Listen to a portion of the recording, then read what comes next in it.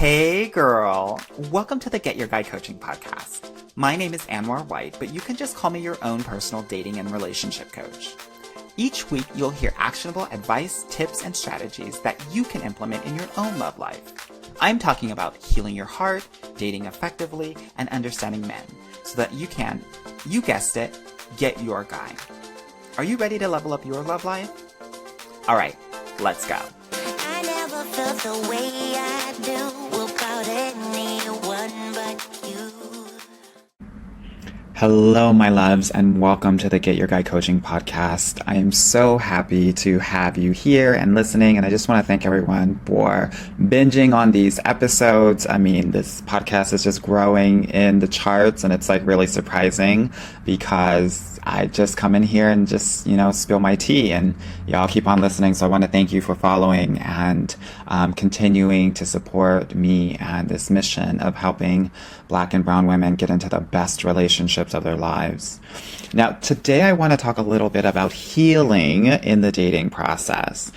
And the reason why I want to talk about this, because, I know that a lot of you all smart and successful Black and brown women out there feel like you got to be perfect, right? That at the end of the day, if I'm not perfect, I can't date, right? And that really comes from growing up in an environment, especially from many of our mothers, where we were taught that we had to be perfect, right? That perfection is the thing that is going to keep us not just alive, but thriving. So it's so important for you to realize that you do not have to be perfect and you do not have to be fully healed to start dating. And actually, being perfect will actually hurt you in dating because being perfect is unrelatable, right? Like it's the humanness that allows us to relate and to create deep connections with each other. And if you're not able to be relatable, you're not going to connect with the guy that you're dating or the person that you're dating. That person's going to put you on a pedestal and admire you, but not get a sense of that they can actually know you. So please understand, I want you to come as your true authentic self. I want you to be able to rock out and be the perfectly imperfect human that you are. Okay? So with that said, I want to talk about healing because so many of you think that you're not fully healed yet, but I want to give you some surprising signs that you actually are healed so that you can feel more comfortable putting yourself out there in such a significant way. Here's the thing, because I hear a lot, like especially the women that come to me, they're like, yeah, I don't know if I'm going to work with you or, get a matchmaker. Girl, the tea is that you can go to a matchmaker, but please realize that the success rate for a matchmaker is 5%, and that's for white women. Please understand that if they're trying to deal with Black and brown women, it's going to be significantly less. We're looking at maybe a 1% success rate because they don't know how to match y'all. And the gag is that even if they match you with the perfect person, you might not be ready for him. If you still have mad triggers, if you still want to self-sabotage, if you want to nitpick, if you want to be a judgmental bitch, girl, you're not going to be ready for your perfect guy. So that's why I'm always kind of like, ugh, when it comes to matchmakers and thinking that you are your own best matchmaker. But it requires you to do significant healing, and you can heal in the process of dating. That's another thing that I want to have you recognize and understand. Healing is something that is ever constant and evolving. So please understand that dating is actually an amazing opportunity for you to heal because dating, like parenting, brings up all your shit. And when you have that shit at the surface, it gives you the opportunity to heal it. So you are your own best matchmaker and you get to heal while dating. With that said, I want to go through the actual signs that you're dating because I know that so many of us don't know when we are healing. So I want to give you a sense of some surprising ways in which we're healing and you're like, oh girl, I didn't even know that. So here's the thing. The first sign that you are healing is that you have ended relationships. And I know that sounds really counterintuitive, but it's so true. Here's the thing. As we change and grow, relationships also change. So the person that you were years ago isn't the person that you are today. So it's super natural that some of these relationships are going to end. please understand that that is creating the space for new people to really enter your life. And as it pertains to dating, your new person to enter into your life. Here's what I know. I know that in my program, about a third of the relationships are going to die off. Why? Because those relationships were probably imbalanced to begin with. That you are probably doing way too much, and we've created boundaries and we have worked on our vulnerability. So the people that have been using you or taking advantage of you are going to fall away. And the people that are truly emotionally absent and don't have the emotional sensitivity are not going to be able to handle the level of emotional depth that you are requiring in your relationships. So please understand, if you're interested in working with me, understand that a third of your relationships are going to go by the wayside, girl. And that's a good thing because it's going to create space for your person who is going to ultimately be there for you. You want this. This is healing. Okay. The second kind of surprising sign that I always see when I'm working with my clients is that they feel really lost and really confused. Here's the thing. Healing is really scary. It's really uncertain, and it means that you are forging a new path in your life. It's like going to Mars. It's like, what the hell is this?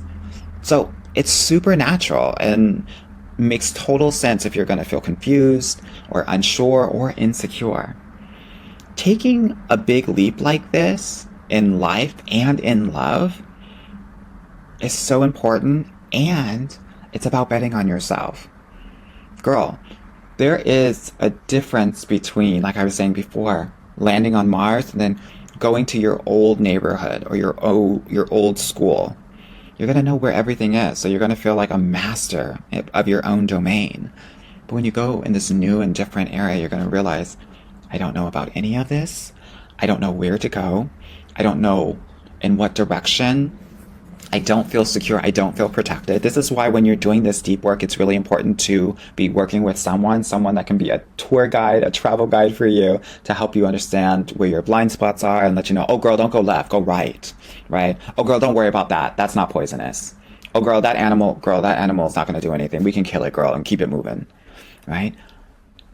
You're going to feel lost and confused. That's why it's really dangerous to do this work alone, especially as it pertains to dating, because what will happen is when you're like trying to heal on your own, and you can do a good part of it on your own, but when you're healing and dating on your own, sometimes what will happen is that you will lean into the person that you're talking to for that additional healing.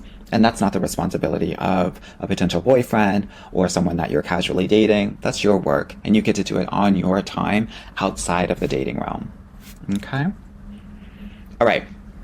The third surprising thing that I see when I see my clients like totally leveling up and healing is that they suddenly turn into an introvert. Even the most extroverted of us will turn into an introvert because we're checking in with ourselves much more, right? What does this look like? It looks like you spending more time at home, you're learning a lot, you're maybe reading more, less TV, and you're enjoying, the little things that make, home. It's really about safety in your own self, in your own surroundings. You might be eating in a little bit more, and it's because you're more energetically aware of who you're around, feeling safe and enjoying that, and just enjoying you and your own company, right?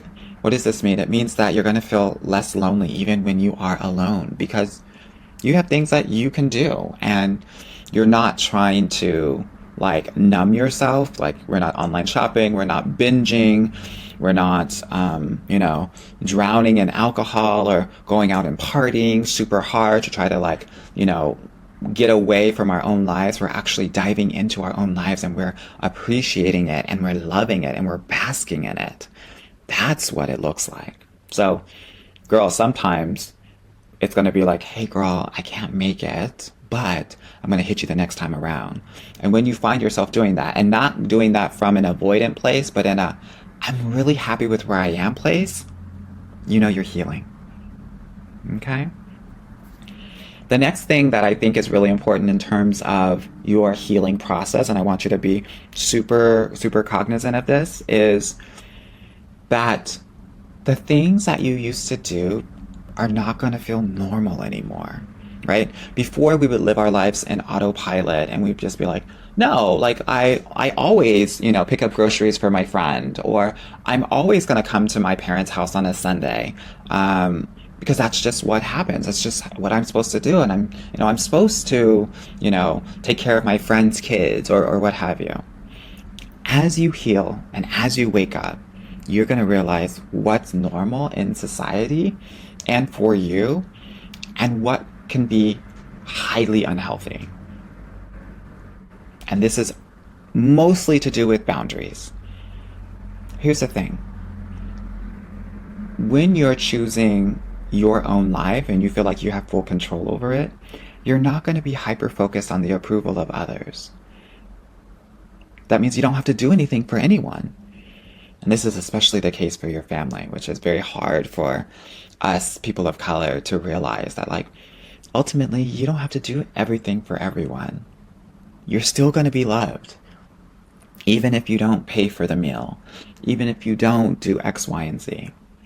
Your lovability is not based on your doability. It's based on who you are, not what you do. And so you're going to be doing less of those things. And even the things that people ask of you, it's not going to feel normal for you. You're not going to be an automatic yes. You're going to check in with yourself, figure out how it feels for you, and then answer accordingly. That's what healing really looks like. And I want that for you so desperately. These are the things that we learn in my program. Okay, the next surprising kind of sign that I find for most of my clients when it comes to healing is that you actually have the courage to be really looking at your childhood in a truthful, no bullshit manner. The majority of people out there, especially Black and brown people, don't want to go back to childhood because it's so painful. And they're afraid of, if I open up this Pandora's box, girl, I don't know what's in it. I'm going to be out of control. And so they deny its relevance. When you have the courage to ask yourself the difficult questions and to see things as they are, this is the ultimate living in your truth. And here's the gag, girl. If you don't explore your entire childhood, what I know is that you don't know who the hell you are. Because everything that you do, everything, like how you navigate this world, how you react to things, what you say, how you express yourself, how you communicate and connect with others is all based on your childhood. And if you know all about your childhood, you're going to know why you do the things that you do. And when you know the things that you do, you are able to actually change the patterns that are not fully serving you. Okay? This is so important. And then finally, the surprising thing that I see so much from so many of my clients when they are healing is that they're actually going to fall into their old patterns at least a couple more times. Yeah? Here's the thing. Old patterns are wired into our subconscious mind and nervous system. So to think that you're never going to do them again, even if you're on this healing journey and track, is unrealistic. Falling back into them is going to happen even if you are healed. It's this constant work that you are going to be doing to heal in your lifetime. There is never going to be a point where you are going to stop healing. So this is going to be a forever journey, girl. So you better get into it. Understand this. We learn from each of these experiences when we fall back into those old patterns that don't serve us. And in those experiences, we get to become more and more clear on who we want to be, the woman that we want to be in love and in life. What I see in healing is that not only we will fall into those old patterns, but to know that you are healing is to actually be able to acknowledge, this is an old pattern of mine. Here's why I did it. Here's what I want to do moving forward. And that's the work that I do to make sure that we are acknowledging the old pattern. Acknowledgement is like everything here. Okay? So these are the patterns that I see so often when it comes to healing. And if you have these healing patterns, even though they're quite surprising, I know them to be true as someone who works with women all day, every day. If you have these patterns, if you have these signs for healing, please know that you are on the right track. And if you have any of these, please understand and know that you're probably ready to date. Now, I hope this was really helpful for you as you navigate your healing process and your dating journey. Again, you don't have to be fully healed to date, and I hope that you put yourself out here in these dating streets and heal along the way. If you need help with that healing, I'm always here to help you. I have 2 programs, the Get Your Guy Club and the VIP program. Book a call with me so we can figure out which program is going to be best for you. And with that said, I want to wish you well, my loves. Bye now. Hey girl, thank you so much for listening to the Get Your Guy Coaching podcast. If you like this episode and want to talk with me personally, please book a free consultation at www.getyourguycoaching.com/apply or subscribe and leave me a review wherever you listen to your podcasts. Talk soon.